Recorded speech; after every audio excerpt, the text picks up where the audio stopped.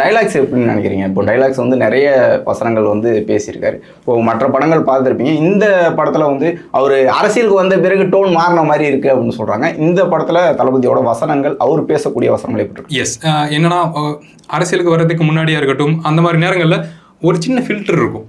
எப்படியும் படம் ரிலீஸ் ஆகணும், அரசியல், தமிழக அரசியல் ஒன்று இருக்குது, அதில் முட்டிக்கான ஒரு விஷயம் பண்ணிடணும், நான் ஹீரோவாக இருந்துக்கிட்டு தான் அரசியல் பேசுகிறேன், அரசியலுக்கு வரமாட்டேன் அப்படிங்கிற மோடில் தான் வசனங்கள் இருக்கும் மற்ற படங்களை டீப்பாக நீங்கள் கம்பேர் பண்ணி பார்த்தீங்கன்னா. ஆனால் இங்கே அது கிடையாது.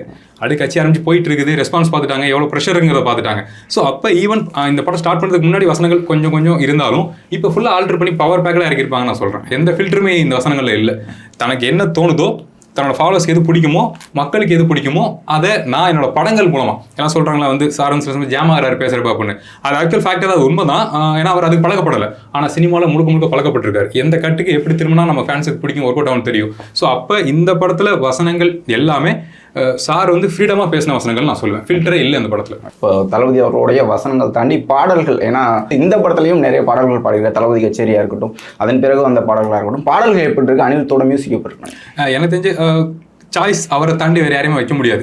ஏஆர் சார் பண்ணுவார், அது பிரம்மாண்டமாக இருக்கும், எமோஷனலாக இருக்கும். ஆனால் தமிழ்நாட்டுக்கு அந்த பசங்க வைப்புக்கு கனெக்ட் பண்ணக்கூடிய வகையில் ஒரு இசை வேணும் அப்படின்னா, பவர் பேக்கெட்டாக வேணும் அப்படின்னா கண்டிப்பாக அது அனிருத் சாரால் தான் முடியும். ஸோ அதனால அந்த டிசிஷன் எடுத்து பண்ணியிருக்காங்க. அந்த வகையில் எல்லாமே கரெக்டாக தானே இருக்குது. மீன்ஸ் இப்போ தளபதி கச்சேரி பாட்டு வந்து இப்போ நல்லா இருக்குது, ஒரு மேக்ஸ் ஒரு 4-5 மாதம் கேட்போம், அப்புறம் கேட்போன்னு கேட்டால் டவுட்டு தான். ஆனால் அதே சமயம் இந்த 4-5 மாதத்துக்குள்ளே திரும்ப கேட்க வைக்கிறாங்கல்ல, அது இந்த படத்தோட ஹிட்டுக்கு முக்கியம். ஒரு 10 வருஷம் கழிச்சு இந்த பாட்டு நல்லா இருக்குன்னு பேசுறது இப்போ தேவை கிடையாது. ஸோ அந்த வேலையை அவர் கரெக்டாக பார்த்துட்டு இருக்காரு. ஒரு பேரே வரலாறு, அதே போல் ராவணமாவண்டா அப்படிங்கிற மாதிரி பாடல்களும் வசனங்களும் அதில் இருக்கக்கூடிய வரிகளுமே ஒரு பவராக இருக்கக்கூடிய வரிகளாக இருக்குது. அந்த பாடல்கள்லாம் எப்படி இருக்கு? எஸ், அதான் இப்போ விஜய் சாரோட காதல் பாடலாக இருக்கட்டும், இல்லை இன்ட்ரோ சாங்ஸாக இருக்கட்டும், இல்லை அட்வைஸ் பண்ணுற பாடலாக இருக்கட்டும், எல்லாமே இவ்வளவு படங்கள் அவர் பாடி அதில் டியூனாகி கவிஞர்கள் எழுதி அவர் டாப்பில் ஏற்றி கொண்டு வந்து இங்கே வச்சிட்டாங்க.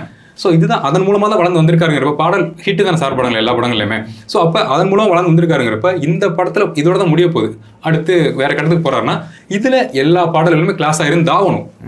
புரியுதில்ல, ஏன்னா மிஸ் ஆகக்கூடாது. ஸோ அப்போ கவிஞர்களும் பயங்கரமாக ஒர்க் பண்ணுவாங்க, இசைக்கலைஞர்களும் பயங்கரமாக ஒர்க் பண்ணியிருப்பாங்க. எல்லாருமே 100% எஃபர்ட் போட்டு சாருக்கு கொடுக்குறாங்க. இத்தனை வருஷம் தமிழ் இண்டஸ்ட்ரி நீங்கள் ஹெல்ப் பண்ணதுக்கு நாங்கள் எங்களோட பங்களிப்பை கொடுக்கணும்னு நினச்சி ஒர்க் பண்ணிப்பாங்க நான் நம்புறேன். ஸோ அந்த வகையில் எல்லாமே ப்ரோ ஒர்க்காக தான் இருக்குது. அப்படி உலட்டி விடுவோங்கிற மாதிரி இல்லை இந்த படத்தில்.